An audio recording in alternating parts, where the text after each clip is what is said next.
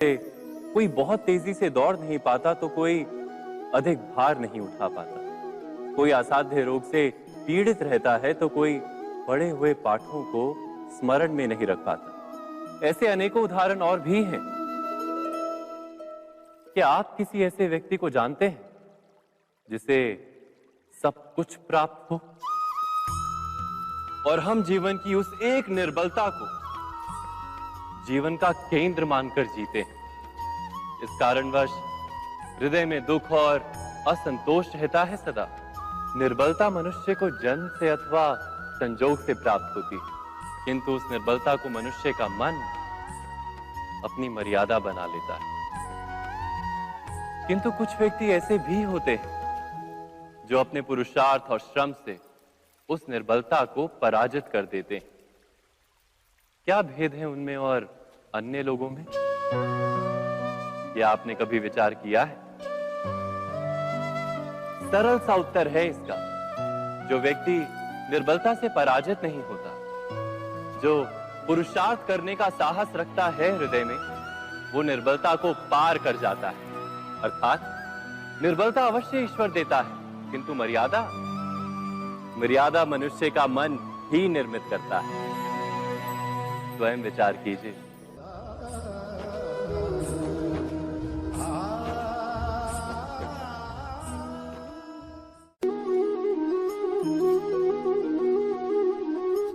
भविष्य का दूसरा नाम है संघर्ष। हृदय में आज इच्छा होती है और यदि पूर्ण नहीं हो पाती तो हृदय भविष्य की योजना बनाता है। भविष्य में इच्छा पूर्ण होगी ऐसी कल्पना करता रहता है, किंतु जीवन ना तो भविष्य में है ना अतीत में। जीवन तो इस क्षण का नाम है, अर्थात इस क्षण का अनुभव ही जीवन का अनुभव। पर हम ये जानते हुए भी इतना सा सत्य समझ नहीं पाते। या तो हम बीते हुए समय के स्मरणों को घेर कर बैठे रहते हैं, या फिर आने वाले समय के लिए हम योजनाएं बनाते रहते हैं और जीवन जीवन बीत जाता है। एक सत्य यदि हम हृदय में उतार लें कि ना हम भविष्य देख सकते हैं, ना ही भविष्य निर्मित कर सकते हैं, हम तो केवल धैर्य और साहस के साथ भविष्य को आलिंगन दे सकते हैं, स्वागत कर सकते हैं भविष्य का। तो क्या जीवन का हर पल जीवन से नहीं भर जाएगा?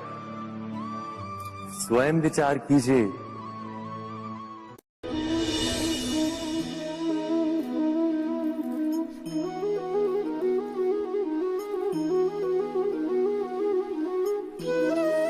ज्ञान प्राप्ति सदा ही समर्पण से होती है, ये हम सब जानते हैं। किंतु समर्पण का वास्तविक महत्व क्या है? क्या हमने कभी विचार किया? मनुष्य का मन सदा ही ज्ञान प्राप्ति में विभिन्न बाधाओं को उत्पन्न करता है। कभी किसी अन्य विद्यार्थी से ईर्ष्या हो जाती है, कभी पढ़ाए हुए पाठों पर संदेह जन्मता है और कभी गुरु द्वारा दिया गया दंड मन को अहंकार से भर देता है। नहीं, क्या ऐसा नहीं होता? न जाने कैसे कैसे विचार मन को भटकाते हैं और मन की इसी अयोग्य स्थिति के कारण हम ज्ञान प्राप्त नहीं कर पाते। मन की योग्य स्थिति केवल समर्पण से निर्मित होती है। समर्पण मनुष्य के अहंकार का नाश करता है। ईर्ष्या, महत्वाकांक्षा आदि भावनाओं को दूर कर हृदय को शांत करता है और मन को एकाग्र करता है। वास्तव में ईश्वर की सृष्टि में ना ज्ञान की मर्यादा है, ना ज्ञानियों की। गुरु दत्तात्रेय ने तो गाय और श्वान से भी ज्ञान प्राप्त कर लिया था।